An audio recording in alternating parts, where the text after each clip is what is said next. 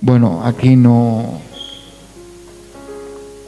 Marcos 5, 25 al 34.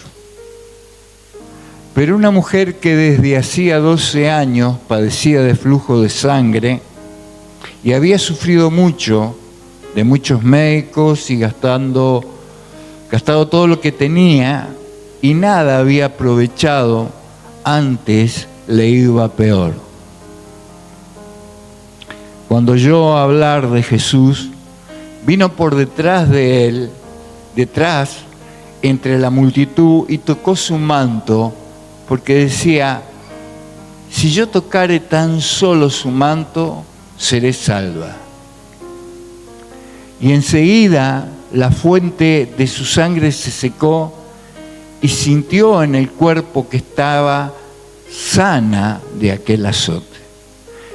Luego Jesús, conociendo en sí mismo el poder que había salido de él, y volviéndose a la multitud, dijo: ¿quién me ha tocado mis vestidos?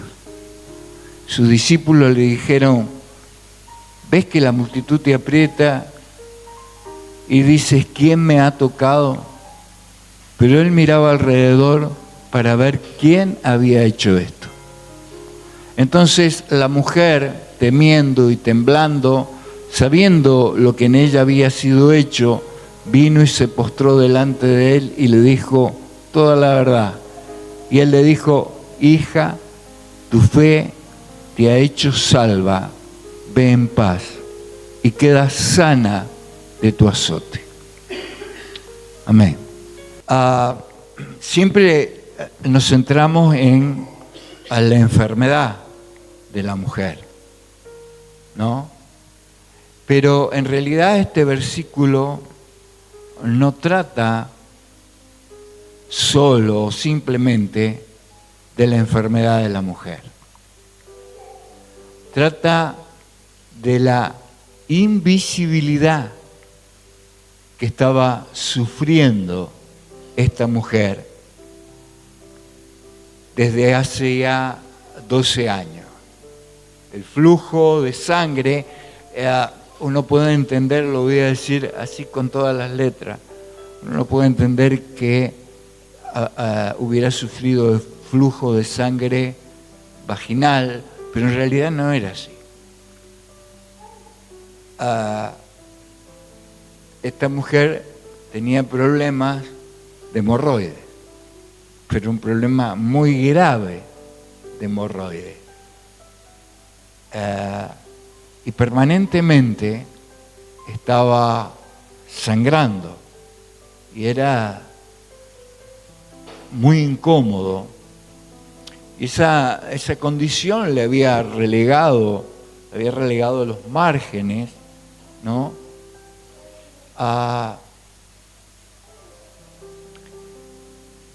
Durante 12 años, manteniéndose oculta de la gente, ¿sabes? Si tenía que ir. Ella estaba inmunda, no podía tocar ni siquiera los trastos para hacer de comer y ese tipo de cosas. No podía mantener una relación con las personas, porque se la consideraba así. La pregunta es, una de las tantas preguntas que voy a hacer: ¿cuántas veces nos sentimos invisibles? No por una condición física, sino por un dolor interno. La vergüenza, por ejemplo, o el juicio de otros. Yo creo que todos los que estamos aquí tenemos algo por qué avergonzarnos. Posiblemente del pasado o del presente.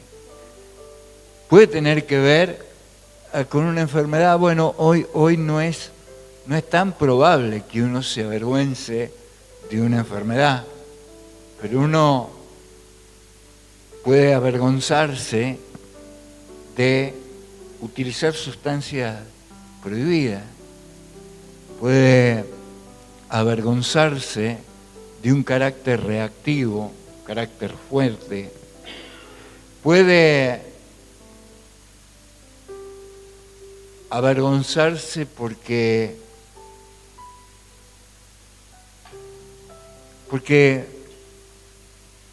le gusta o mira cosas indebidas.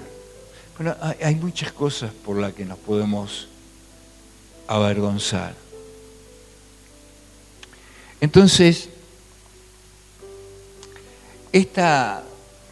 no podemos presentar esta historia bíblica como un simple milagro de sanidad, sino como un encuentro íntimo y transformador en medio de una gran multitud. Quiero leerles un poema que está medio al último. Emily Dickinson, o Dickinson, ya lo voy a leer bien, escribió muchos poemas, alrededor de 1800 poemas, pero ella nunca fue famosa por sus poemas. Eso fue en el año 1800, más o menos.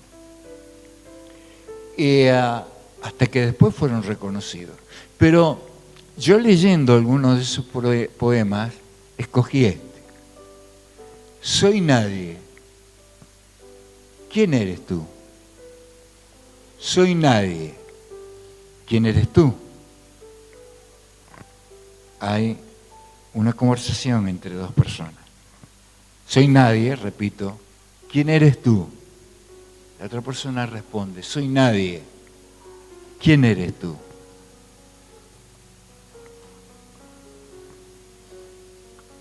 Soy nadie. ¿Quién eres tú? ¿Eres nadie también? Entonces somos un par. No lo digas. En otra versión dice, shh, no lo digan. Podrían pregonarlo. Qué aburrido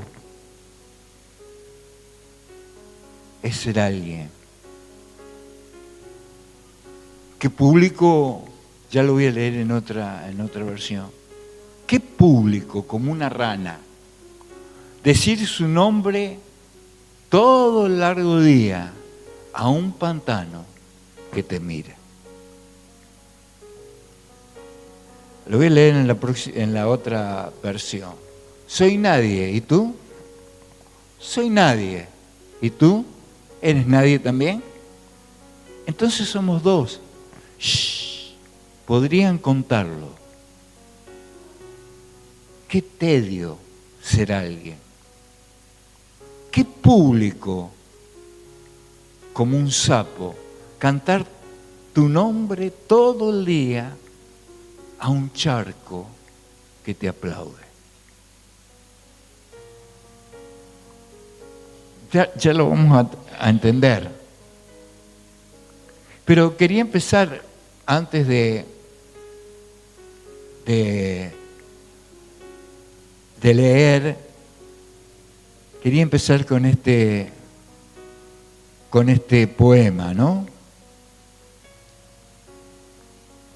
Entonces, no presentamos esta historia como un simple milagro de sanación física, sino como un encuentro íntimo y transformador en medio de una gran multitud. ¿Qué sucede cuando nuestra necesidad desesperada nos impulsa a buscar una conexión genuina? Incluso cuando las normas nos dicen que no podemos acercarnos. Yo interpreto, nosotros no estamos en condiciones de acercarnos a Dios. Y no nos acercamos a Dios por nuestra propia voluntad, sino porque Él nos provoca a acercarnos. Y aquí se puede dar esa conversación. Soy nadie. Esta mujer era nadie. Es más, si usted lee el pasaje, no está ni el nombre de la mujer. Era nadie. Para la sociedad era nadie. Pero, ¿quién será el otro nadie?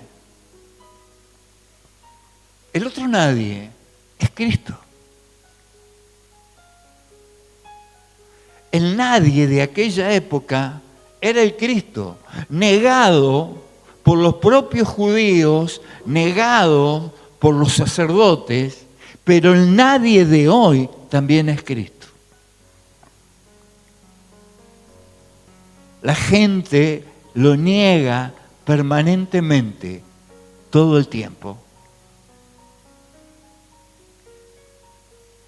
La gente no quiere saber nada, dice que cree, pero el diablo también cree y tiembla.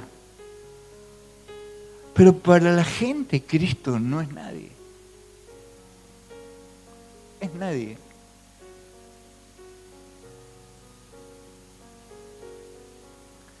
¿Qué sucede cuando nuestra necesidad desesperada nos impulsa a buscar una conexión genuina cuando las normas nos dicen que no podemos acercarnos? Nadie no se puede acercar. Nadie. Porque parece que como somos invisibles para todos, también somos invisibles para Dios.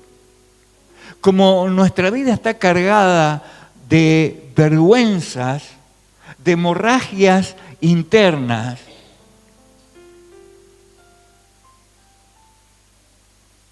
somos invisibles. Invisibles en nuestro sufrimiento, invisibles en nuestra angustia, invisibles en nuestro dolor. Parece que nadie nos escucha, que nadie nos presta atención. Y volvemos con la palabrita nadie. El silencio elocuente de la hemorragia. Una persona que es adicta,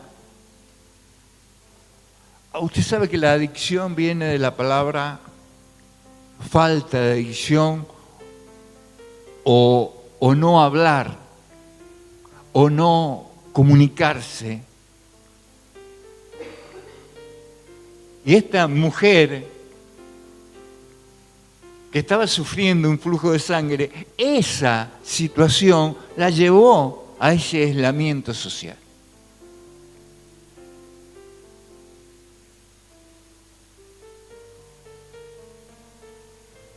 Un flujo constante, flujo de sangre constante, algo íntimo y debilitante. ¿Hay algo íntimo en tu vida y que te debilita? Tu carácter, tu forma de ser, tu agresividad, tu impotencia, tu dolor. El hecho de no poder salir de la situación. ¿Por qué? Porque sos nadie.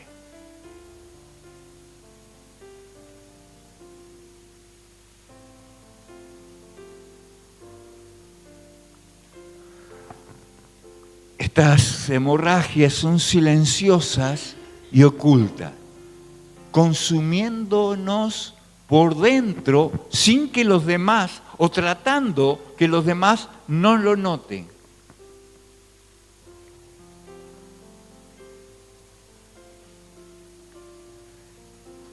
Y eso nos lleva al aislamiento, a la vergüenza, a la sensación de impureza. Porque en la soledad es cuando a las hemorragias, esas hemorragias emocionales, se evidencian más, tanto en el hombre como en la mujer.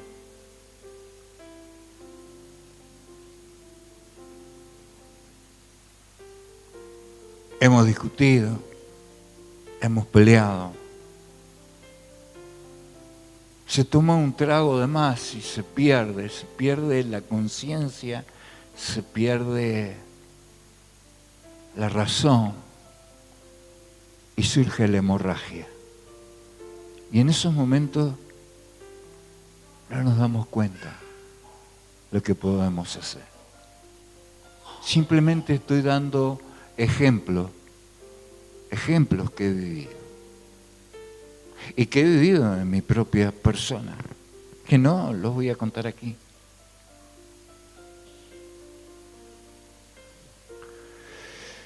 La pregunta es, ¿cómo interpretamos hoy en estos tiempos, en formas modernas, el aislamiento, la estigmatización debido a nuestras hemorragias emocionales, mentales, espirituales? Y cómo cuántas veces queremos hacer responsable al otro por este hecho. La mujer que sufría del flujo de sangre, ¿podía haber hecho responsable a alguien? No, era una enfermedad. Por eso la prédica no apunta hacia la enfermedad, sino hacia la invisibilidad. Y también a excusarnos siempre cuando nuestras emociones nos alteran, la culpa es del otro. Las emociones mentales, ya vamos a llegar ahí, pero también esos argumentos que se levantan en nuestra mente y que no nos permiten pensar con claridad ante circunstancias o situaciones difíciles. Esas hemorragias espirituales, cuando queremos culpar, por ejemplo, a la iglesia de nuestra insanía espiritual.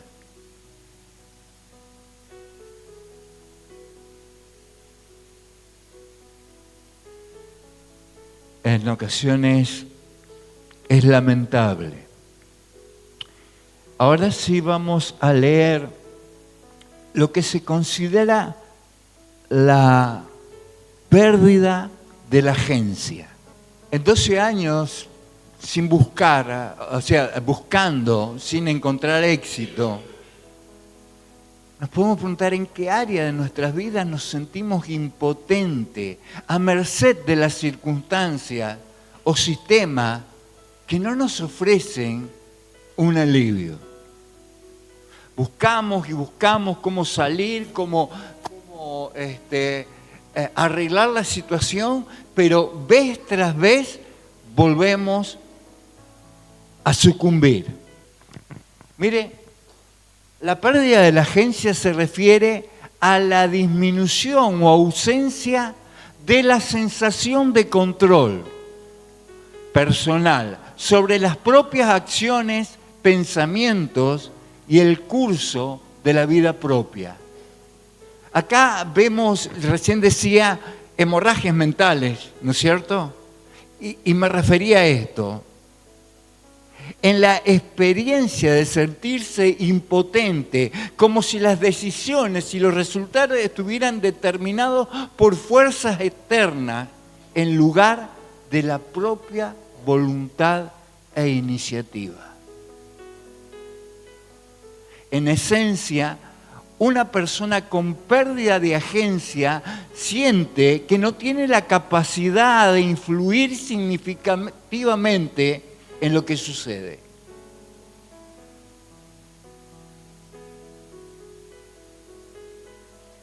Disminución del sentido de control. La persona no cree que sus acciones tengan un impacto real en los resultados. Siente que está a merced de las circunstancias o de otras personas o del destino. Sentimiento de impotencia, existe la creencia de que los esfuerzos personales son inútiles para cambiar la situación. Esto puede llevar a la pasividad y a la falta de motivación. Externalización del locus del control. Se tiende a atribuir los éxitos y los fracasos a factores externos. Suertes, otros, el entorno, en lugar de las propias habilidades y esfuerzos. Hasta ahí nomás. Esa es la pérdida de agencia. Es la pérdida del control. Y atribuir esto a situaciones a situaciones externas.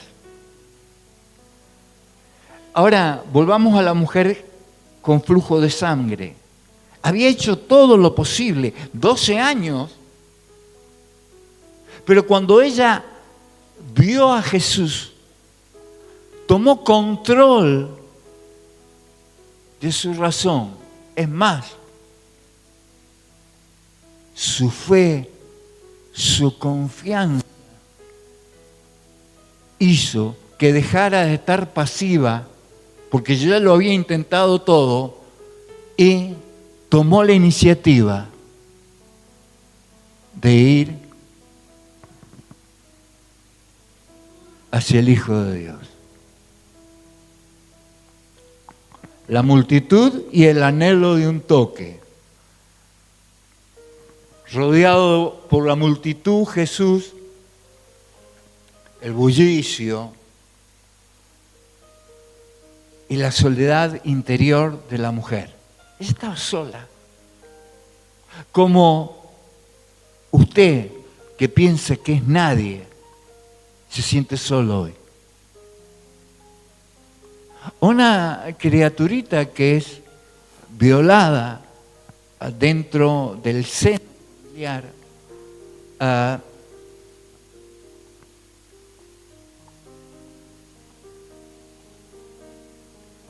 una criatura que es violada dentro del seno familiar trata en lo posible de pasar desapercibido.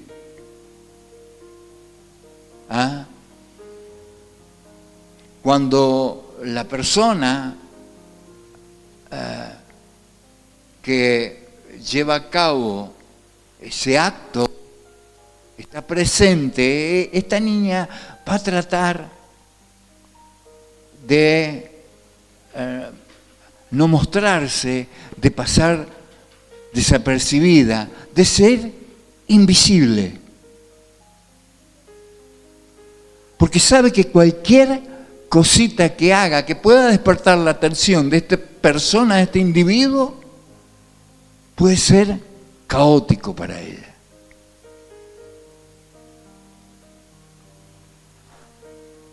Y cada vez se hace más y más introvertida, generando herida tras herida, confusión, agobio, que indudablemente en algún momento va a producir hemorragia.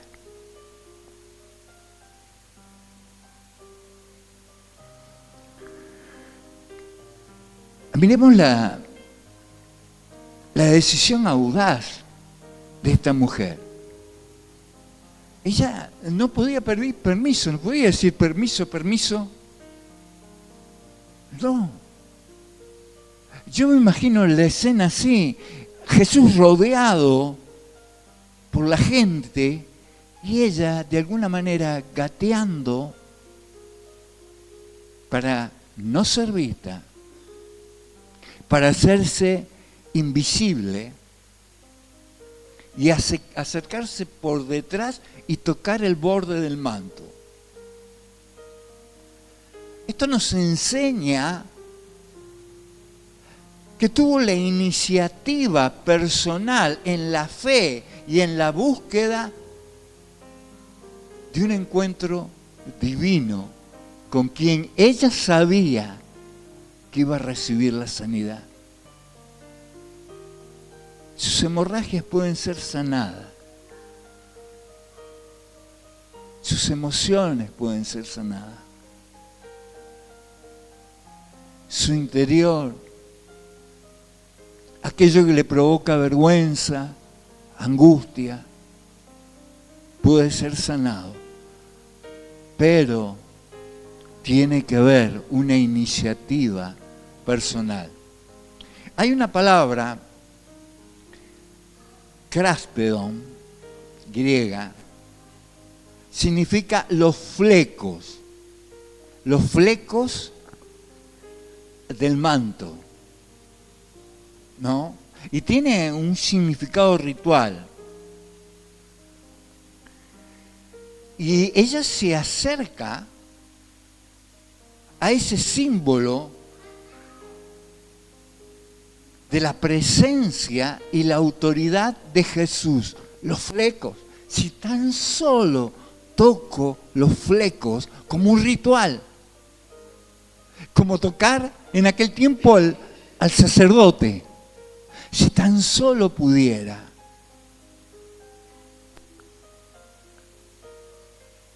¿A qué borde hoy nos aferramos en nuestra búsqueda de conexión espiritual? ¿Hay fe en tu vida? ¿Esa fe es una fe activa o una fe pasiva? Es creer, pero creer estando persuadido y convencido de que Cristo vive y de que es real. Y lo vamos a ver en un ratito. El poder que trasciende el contacto físico. Esto destaca la reacción inmediata que Jesucristo tuvo porque Él sintió que de Él había salido poder. En la Reina Valera creo que dice virtud. Haga memoria de esto. Cuando Él envía a los 70, 72, de acuerdo a los evangelios, Él sopla sobre ellos. ¿Por qué sopla sobre ellos? ¿Por qué piensa usted que sopla? ¿Qué sopla sobre ellos? Acuérdese que el Espíritu Santo viene sobre Jesucristo en el bautismo, capacitándolo para hacer la obra que el Mesías debía llevar adelante. Pero todavía no había venido sobre todo. El poder estaba en Él, la virtud estaba en Él, esa transferencia de energía vital era el Espíritu Santo sanando a esta mujer. Pero el Espíritu Santo estaba en Él. Y ella dice, si tan solo toco el manto, si tan solo toco el fleco. Sin embargo, cuando Cristo asciende a los cielos, Él envía sobre nosotros el poder del Espíritu Santo. Muchos que lo conocieron, hablaron porque le conocían. Pero hoy nosotros hablamos del Cristo, hablamos de Jesús, porque el Espíritu Santo inspira en nosotros fe, pero no lo hemos conocido, no lo hemos visto, y la iglesia sigue adelante, impulsada por el Espíritu Santo. Eso quiere decir que si Cristo está vivo, el Espíritu Santo de Dios está aquí. Y si usted cree que el Espíritu Santo, que Cristo está vivo, sentado a la derecha del Padre, también tiene que creer que el Espíritu Santo está aquí para que usted deje de ser nadie, para que usted pueda ser librado de esa hemorragia interior. ¿Quién ha tocado mis vestidos? ¿Lo habrá dicho por ignorancia? Indudablemente no. Sino para traer a la persona al centro de la escena. Y ahora va aquí algo importantísimo. Usted imagínese cuando él preguntó ¿quién me tocó? ¿Cómo se tiene que haber puesto esta mujer? No podía estar entre la multitud. Era inmunda, corría el riesgo de hasta ser apedreada. Pero dice que en el momento que la toca, cesa el flujo de sangre. Si hoy es difícil contener un flujo de sangre tan grande, imagínese que hay muchos recursos para contenerlo. Imagínese en aquellos tiempos. Esta mujer, con el esfuerzo que hizo, tiene que haber estado bañada en sangre. Y él pregunta, ¿quién me tocó? Parece cruel la pregunta, porque la pone en evidencia. La pone en evidencia delante de todo el mundo. Como cuando el Espíritu Santo toca a una persona y esta persona es transformada, es puesto en evidencia en todo el mundo. En todos lados, al menos con las personas que se relacionan. Es puesta evidencia en su trabajo, es puesta evidencia en su hogar, es puesta evidencia con sus hijos, es puesta evidencia con sus familiares, es puesto en evidencia. Así como la hemorragia emocional, mental o espiritual te aísla, te avergüenza y hace que otros hablen de vos, pero no en buenos términos y que te etiqueten. Cuando el Espíritu Santo de Dios te toca verdaderamente, tu cambio es tan profundo que los demás lo empiezan a ver. Y entonces dice, ¿y a este qué bicho le picó? Me imagino el miedo, la confusión y la confesión de esta mujer. Un acto de fe, aunque audaz, pero la expuso. Como cuando nos sentimos vulnerables, posiblemente usted ante esta palabra se sienta vulnerable. Dios me está hablando. Sí, claro. A vos y a mí. Dios me está hablando. Dios está desnudando mi alma. Parece cruel, pero Dios te está trayendo al centro de la escena. ¿Cómo entonces nuestra vulnerabilidad, nuestro reconocimiento de la condición me expone? Hay una palabrita que restaura la identidad. Jesús le dijo, hija, tu fe te ha salvado. ¿Cómo le dijo? Hija, hija. De nadie, de invisible, pasó a estar en el centro de la escena. Manchada y todo como estaba. Pasó a estar en el centro de la escena. Figúrese eso. Y le dijo, hija, tu fe te ha salvado. Tremendo. ¿Usted va entendiendo ahora un poquito? Hola, ¿quién sos? Nadie. ¿Y vos qué sos? Nadie. No lo divulguemos. Porque ¿sabe una cosa? Yo soy nadie. Cuando Dios obra, y obra a través de nadie. De nadie porque se ha rendido, porque muchísimo tiempo anduvo de fracaso en fracaso, de frustración en frustración, de equivocarse, de caerse, de tratar de levantarse por sus propias fuerzas y lograr nada. Pero sin embargo, cuando nadie se encuentra con Cristo, deja de ser nadie para ser su hijo.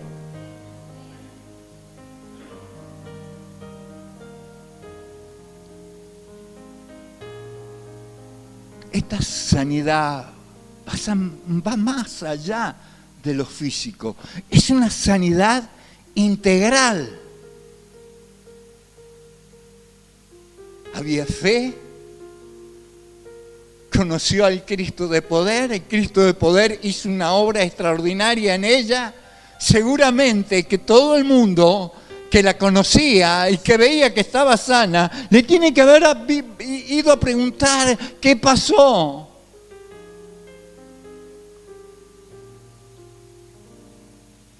yo no sé, pero a ese que ustedes dicen que es nadie, ese me salvó.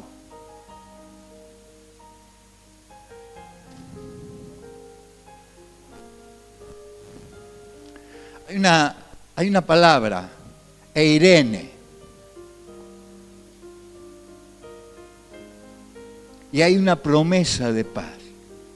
La sanidad completa que abarca tu cuerpo, tu mente, tu espíritu. Y lo que significa hoy ser llamado hijos y experimentar esa transformación nos trae una paz que trasciende todo nuestro conocimiento. Trasciende las expectativas, trasciende mi creencia, la revoluciona, la da vuelta.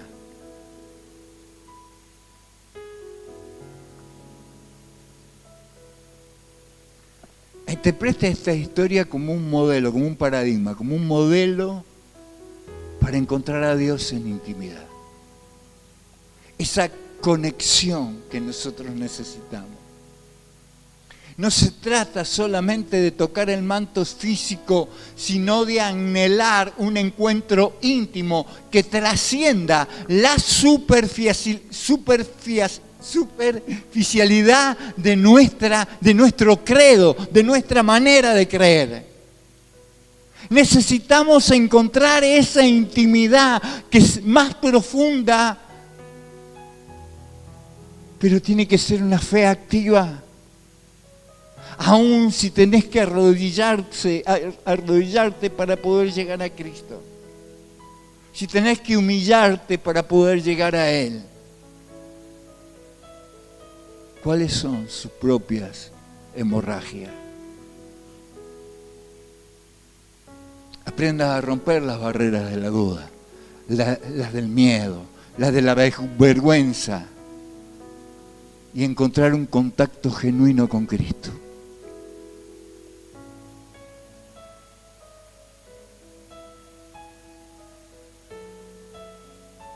Deje de ser nadie, pero siga siéndolo.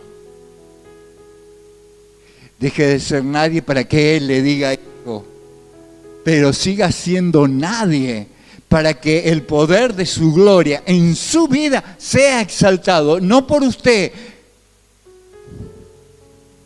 sino por lo que Él representa. Tesoro en vasijas de barro. Mire, Emily Dickinson, una de las grandes poetas estadounidenses que vivió una vida relativamente recluida y publicó muy poco de sus casi 1800 poemas en vida. Su genio poético fue reconocido póstumamente, o sea, después de su muerte, estableciéndola como una figura central en la literatura. Vicente Van Gogh, aunque ahora es uno de los pintores más famosos e influyentes, Van Gogh luchó con la oscuridad, la pobreza y el anonimato durante su vida. Vendió solo una pintura y su obra no fue apreciada hasta después de su muerte.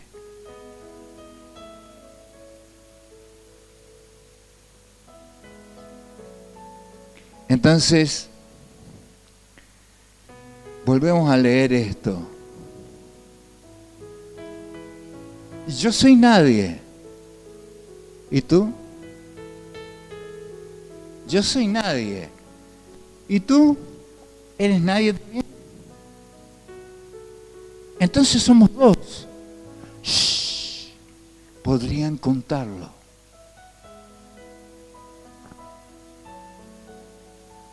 Qué tedio ser alguien.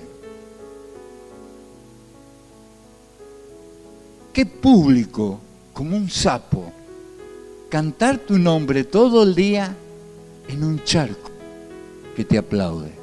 Cuando leía este poema me imaginaba la tragedia de Messi. Messi vivió una tragedia. tuvo éxito en todos lados, tuvo éxito en Europa, en Barcelona, pero aquí en Argentina, Messi era casi nadie. Y la gente se preocupaba y la gente lo criticaba. Hoy lo aplauden y lo vitorean, porque ganó una copa. Ni usted ni yo vamos a ser Messi. Podemos llegar a ser algo mucho más grande que Messi. Podemos llegar a ser hijos de Dios. ¿Quiere usted ser hijo de Dios? Humíllese delante de Él, reconozca su necesidad, reconozca su condición y entréguese amablemente al poder transformador del Espíritu Santo de Dios.